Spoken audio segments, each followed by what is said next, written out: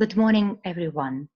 In this video, I'm going to recap the material that has been done in week 2 of distance learning for grade 11 American.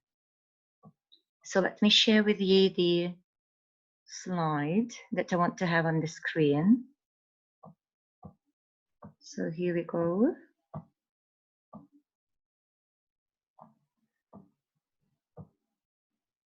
So the material that has been covered in week 2 included How It Feels to Be Colored Me, an essay by Zora Neale Hurston, and we covered pages 302 up to 304 in the interactive reader. Besides, we did a couple of pages in grammar, titles A and titles B. Okay, let's start with the essay, How It Feels to Be Colored Me. Let's look at the objectives. The objectives will be as follows: to identify main ideas, to analyze the main character, to draw conclusions, to identify and comment on rhetorical techniques.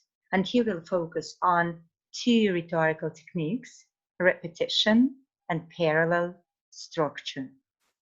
Right, so let's go to the text and we'll start reading and analyzing it. Here you go. So hopefully you can see it now on the screen. How It Feels to Be Colored Me, essay by Zora Neale Hurston. Let's start with reading the background information because it's very, very important for understanding the essay. Between 1865 and 1900, more than 100 independent towns were founded by African Americans trying to escape racial prejudice. Eatonville, Florida, a small town just north of Orlando, was the oldest of these self-governing Black communities.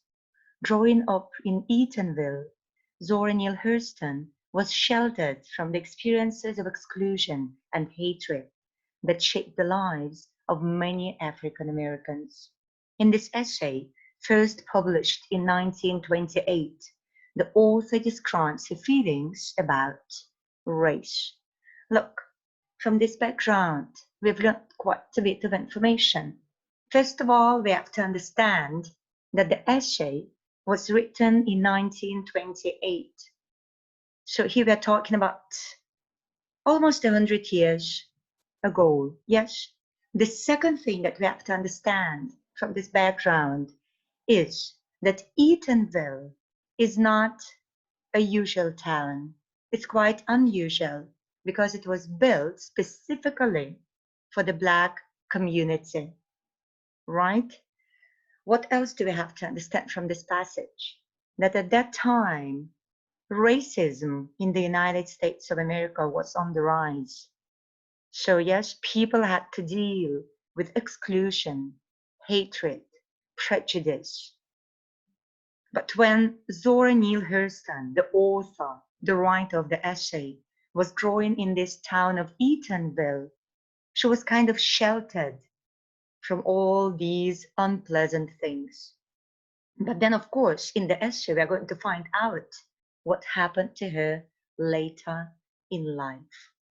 Okay, so let's look at the first page, the first 2 paragraphs of the essay. Here, we have to pay attention, first of all, to the setting of the essay. So as we said, it is a little town of Eatonville. And as the author calls it herself, look, I lived in the little Negro town of Eatonville.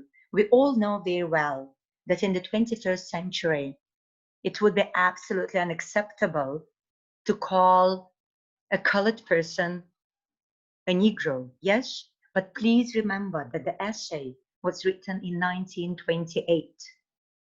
So Yes, people talked like that. People used terms like that. We don't say it's amazing. We don't say it's good, but it's part of history. Yes?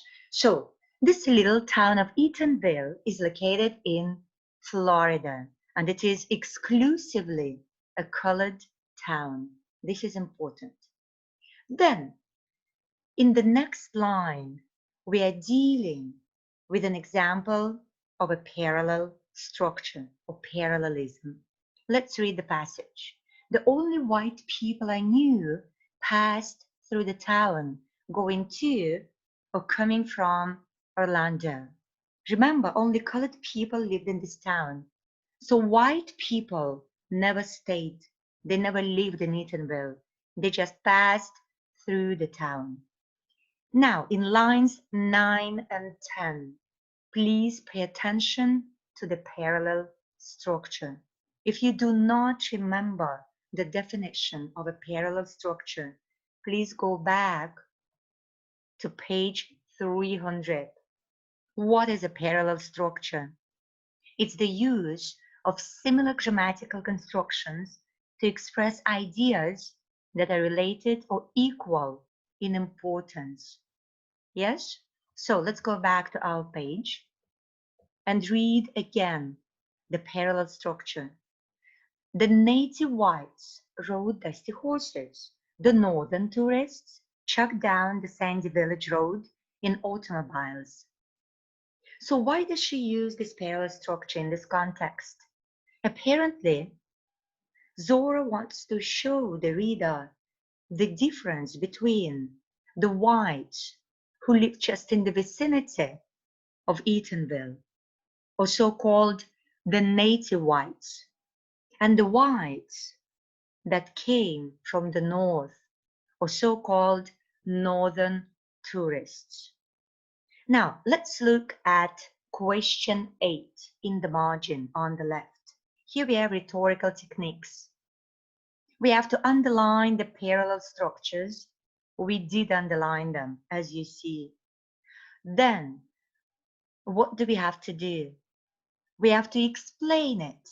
How do these comparisons help you understand more about Houston and her hometown? Please pay attention to the answer. It is typed here in blue. Look, the use of parallel structure helps show the contrast between the groups of white people, native whites, and northern tourists who passed through Eatonville, an all-black town. So what conclusion can we draw here? That the native whites did not differ much from the native blacks. They were not rich. They were quite poor. Why? Because they rode dusty horses.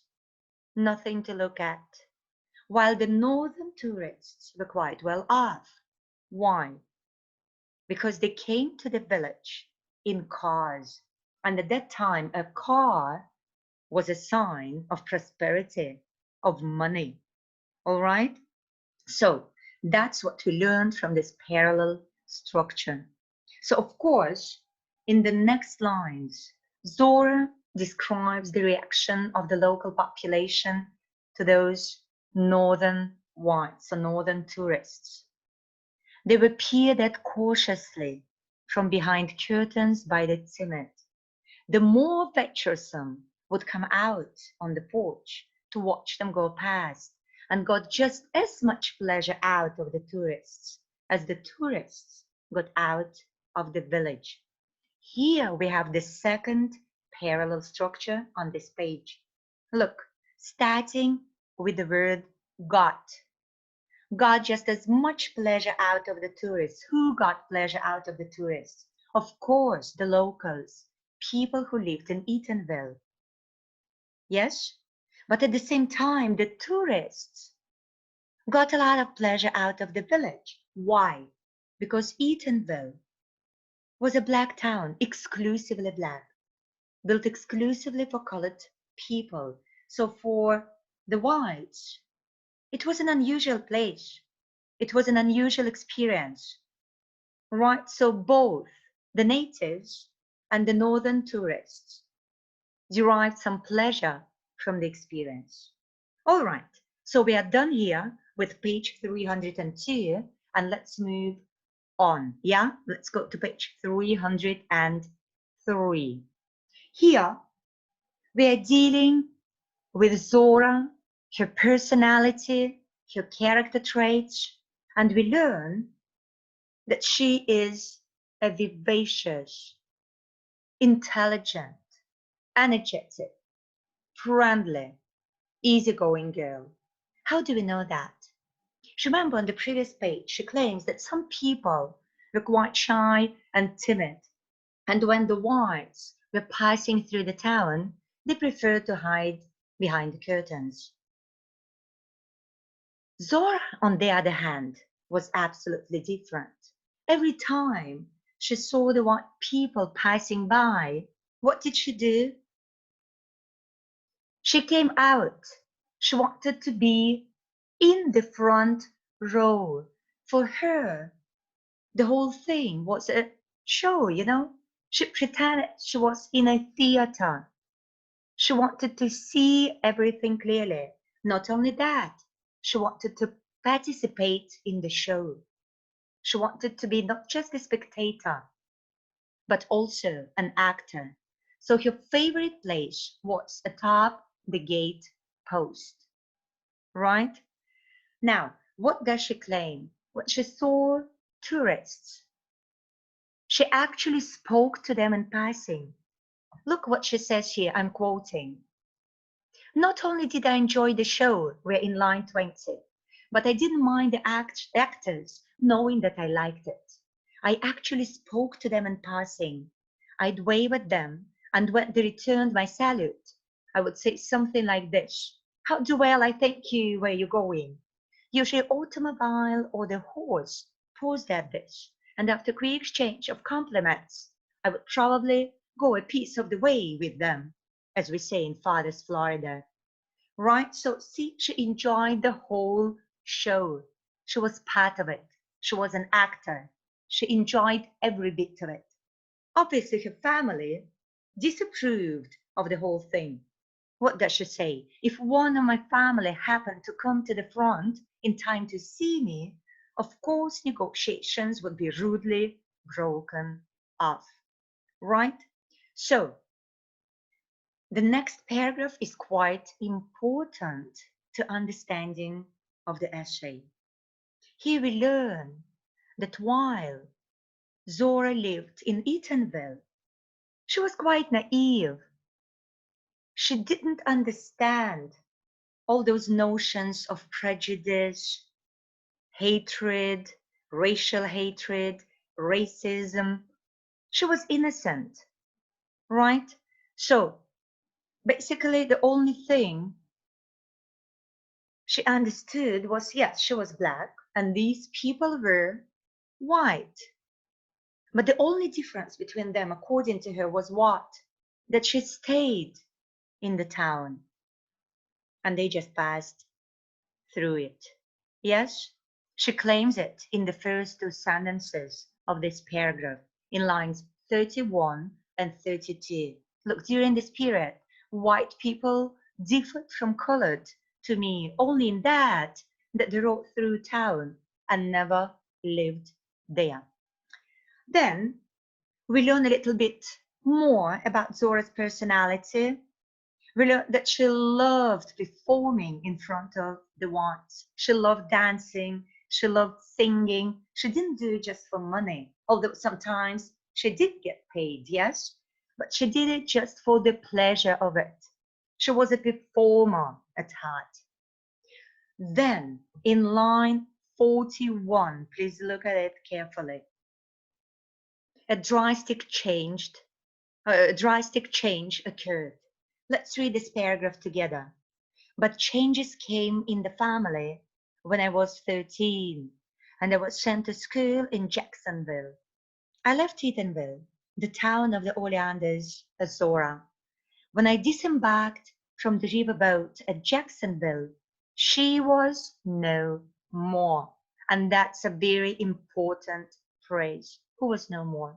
That innocent, naive Zora of Eatonville She ceased to exist. Look, it seemed that I had suffered a sea change, a drastic change. I was not Zora of Orange County anymore. I was now a little colored girl. I found it out in certain ways, in my heart as well as in the mirror. I became a fast brown. I wanted not to rob nor run. So here we have just learned that at the age of 13, Zora moved to a bigger city, also in Florida, Jacksonville. This one, Jacksonville, is not a city built just for the colored population. No, the whites lived there together with the blacks. So for the first time in her life, Zora realized that she was colored, and probably that being colored is not always a good thing, right? So let's look at the question in the margin on the right. Pause and reflect. How would you describe Zora as a young girl? And how did her life change at the age of 13? Now let's look at the answer. We have basically answered this question, yes, while discussing the text. But once again, as a young girl, Zora was very joyful and friendly. When she was 13, she moved to Jacksonville. There, strangers saw her as a little colored girl, probably because they did not take the time to know her personality, because there no one cared. They just looked at the outside. They saw her as a colored girl and nothing more. Okay, let's continue. The last page that we have to discuss today would be page 304. Let's discuss the first paragraph on this page, and we'll try to identify the main idea of this paragraph. I'll read the paragraph quickly to you, then we'll discuss it. But I'm not tragically colored. There is no great sorrow dammed up in my soul, no lurking behind my eyes. I do not mind at all. I do not belong to the sobbing school of Negrohood, who hold that nature somehow has given them a low-down, dirty deal, and whose feelings are all hurt about it. Even in the helter-skelter skirmish that is my life, I've seen that the world is to the strong, regardless of a little pigmentation, more or less. No, I do not weep at the world. I'm too busy sharpening my oyster knife. Look, it's a very, very strong, important passage. So the main idea of the whole passage is in the first sentence, where Zora claims that yes, she's colored, but look, but I'm not tragically colored. Here the adverb tragically is the key word. You can be colored, but then again, some people perceive being colored as tragedy, as something terrible, horrible, and awful. But not Zora. For her, it's not a problem. And she claims it. She says, I do not mind at all. Why?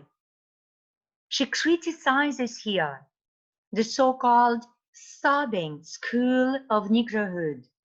What does she mean here by saying that? She means all those colored people who feel that life or nature somehow has given them a low-down, dirty deal, and whose feelings are all hurt about it. So they feel that life is somehow unfair to them. But in her case, her perception of life is absolutely different. She realizes that she is colored, but for her, it's not a problem.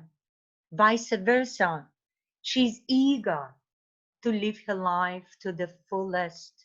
For her, life is an oyster. Please, let's look at the footnotes at the bottom of the page, which she says that she's sharpening her oyster knife. She's preparing her oyster knife. It's an allusion. It's a reference to the saying The world is my oyster, implying that the world contains treasure waiting to be taken, like the pearl in an oyster. Right? So for her, life is magical. Yes, anytime she's ready to find some treasure. Right. Okay. So let's look at question B, main ideas in the margin. Reread lines 49 to 57 and underline the main idea of the paragraph. We did. You can see it clearly on the page. I am not tragically colored. What criticism is implied by the author's statement?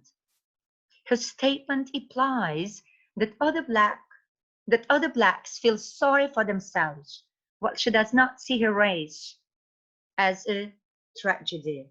And we have discussed it just now in detail.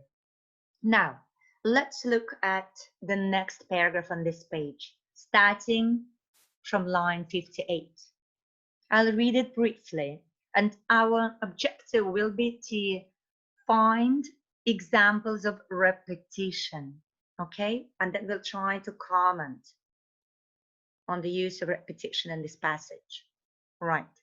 Someone is always at my elbow, reminding me that I'm the granddaughter of slaves.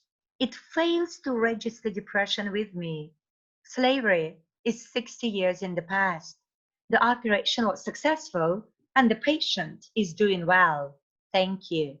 The terrible struggle that made me an American out of a potential slave said, on the line. The Reconstruction said, get set. And the generation before said, go.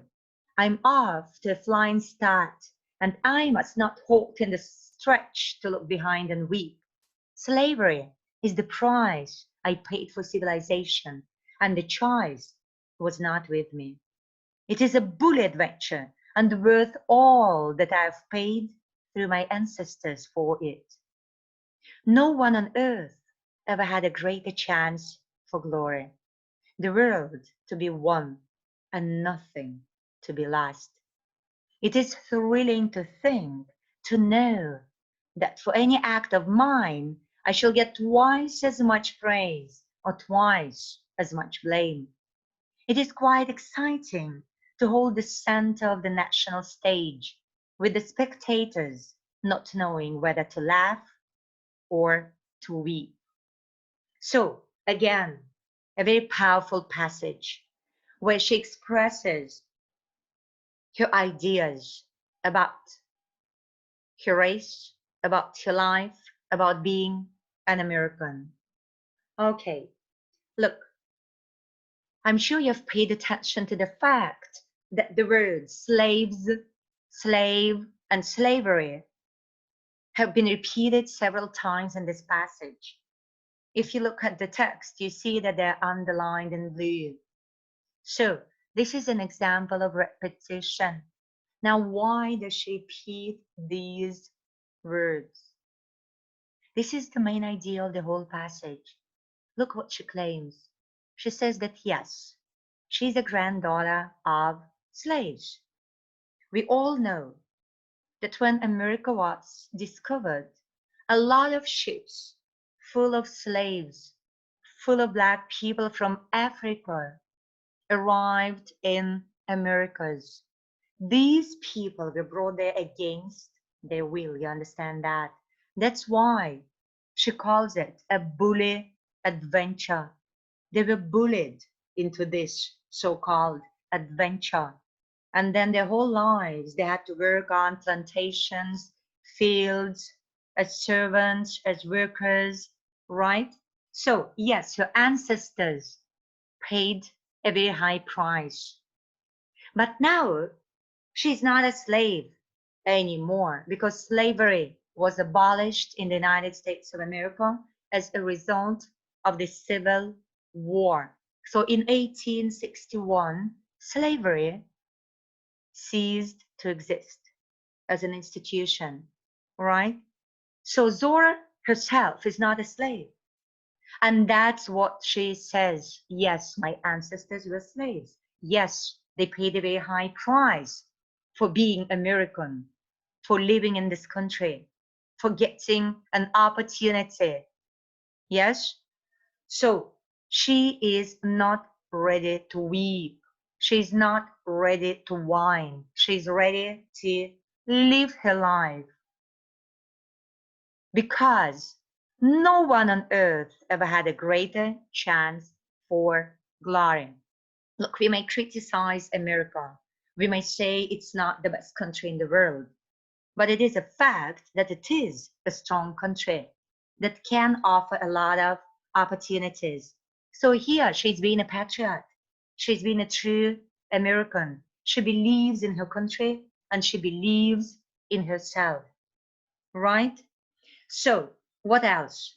Here we have to pay attention to another parallel structure that starts on line 61 with the words "the terrible struggle." Let me read it again, and please pay attention that here Zora refers to the American history. And I explained it to you a little bit, how slaves or black people were brought to America from Africa, how they were made slaves, and later they were freed and given a chance to live their life in that country. Now let's look at the structure. The terrible struggle that made the American out of a potential slave said on the line. This is the first element in this parallel structure. Look, said, then you have quotation marks, direct speech, on the line.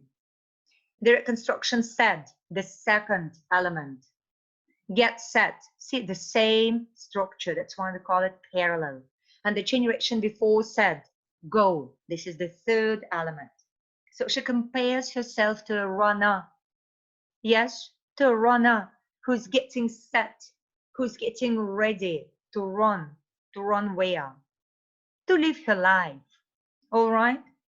So we've already answered question C that pertains to rhetorical techniques, where we have to underline examples of repetition. We did. The word slavery, slave, slaves, and so on. And then we have to explain what? Identify an important word. Okay, we did, blah, blah, blah. So, what point Hurston seems to be making about it? Hurston is saying that slavery is a thing of the past, and she will not let it hold her back. She thinks that her people's history is exciting because people don't know how to behave towards her. This idea is reflected in the last two lines of this paragraph. We are talking about lines 71, 72, and a bit of 73. Okay. Now, the last thing that we did in the second lesson of literature, we read the last two paragraphs on this page. Let's read them briefly let's read them and discuss them briefly. The position of my white neighbor is much more difficult. No brown spectre pulls up a chair beside me when I sit down to eat. No dark ghost thrusts its leg against mine in bed. The game of keeping what one has is never so exciting as the game of getting. So here she compares her position in life with that of a white person. Look what she claims here, that most white people already have what they need and what they want. So their life is not as exciting as hers, because in her case, she has virtually nothing. So for her, life is the game of getting, the game of achieving. Again, we do not know whether it's right or wrong, but that's her perception of life. Then look, I do not always feel colored. Even now, I often achieve the unconscious Zora of Eatonville before the Hijra. I feel most colored when I'm thrown against a sharp white background. A very important paragraph. Again, here we're dealing with an allusion. And here We have a reference to what? To Hijra. And you know what Hijra is?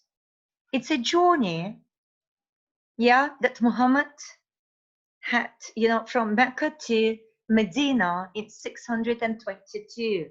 So it's an allusion to the Quran, to the Islamic history. I'm sure you know this fact from your Islamic studies lessons, yes?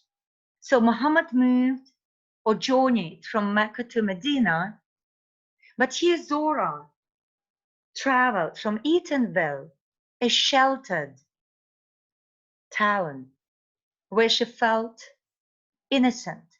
She was naive, to Jacksonville, where the whites lived together with the blacks.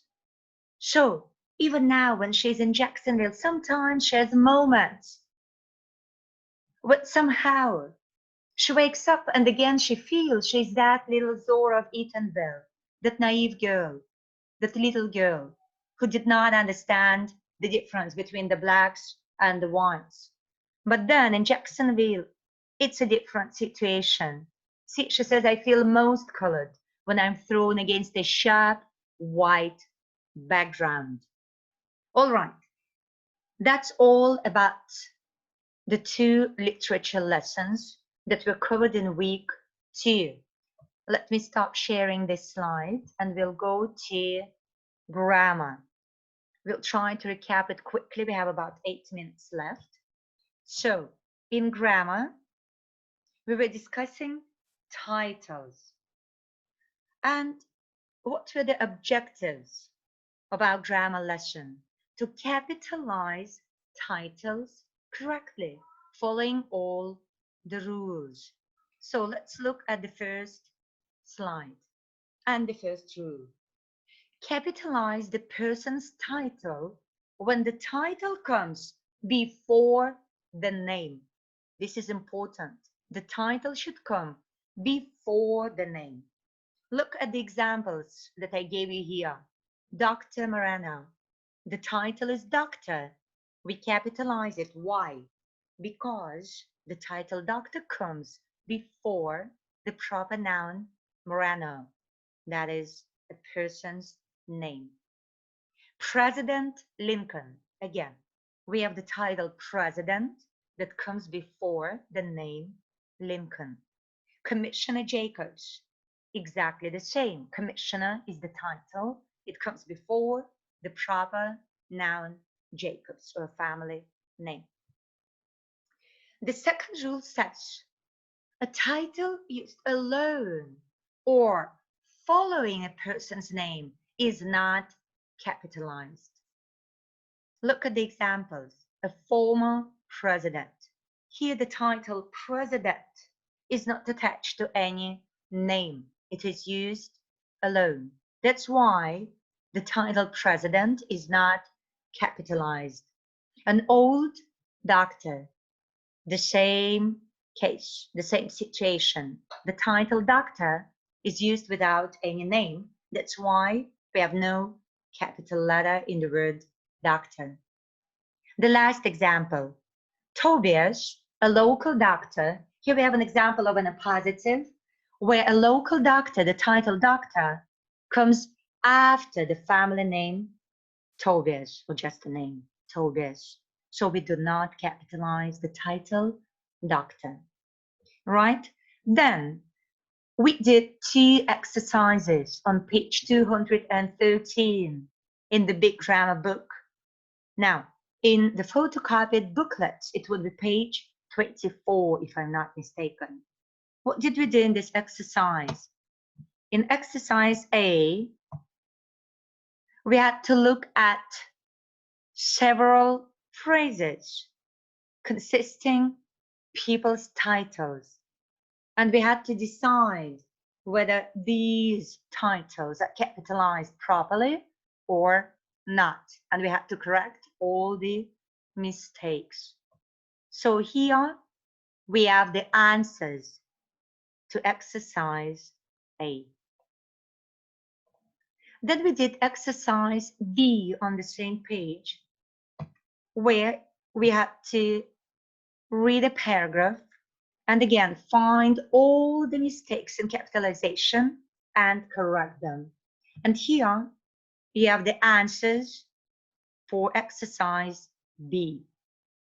Okay, our next, 1 minute, our next task or our next objective was to capitalize correctly movie and book titles. So here we have a couple of rules that are quite easy to understand, but still we have to observe them, to follow them. When we write book titles, article titles, movie titles, and so on. So the rule is as follows. Capitalize the first and last words and all important words in titles and subtitles. So first word, last word, remember that. They're always capitalized. Unimportant words in a title include articles such as a, an, and the. Prepositions with fewer than 5 letters such as of, in, at. And coordinating conjunctions, for example, and, but. Let's look at examples given to you here. Speaking of courage, that's a book title. Look, the first word is obviously capitalized, speaking. The last word, courage, is also capitalized. In between, we have the preposition of. We do not capitalize it because it has fewer than 5 letters. It's a short preposition. Gone with the wind. Again, the first word gone is capitalized. The last word wind is capitalized. In between, we have a short preposition with only 4 letters, and we have the article the. Both of them are not capitalized. The rising in the sun. Look, normally we would not capitalize the article a, but in this case, it's the first word of the title. Thus, we capitalize it. Rising is an important word. In, short preposition. The article, both are not capitalized. Sun is the last word in this title, so we have to capitalize it. All right. Then we did 2 exercises. Again, in the first exercise, exercise A on page 214 or page 35 in the booklet, we have to check whether the titles are capitalized correctly or not.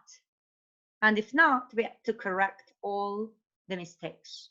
So here you have the answer key for this exercise with the correct capitalization. Then we have to do exercise B on the same page, where we had to read the paragraph, find all the mistakes in capitalization, and correct them. So this exercise was given to you as a homework task. All right, guys, so that's all. I hope you're all right with everything that we have covered in week 2. You've understood the material. All the best in week 3. That's all for now. Let me stop sharing. So all the materials can be found on the website. That's all. Bye-bye.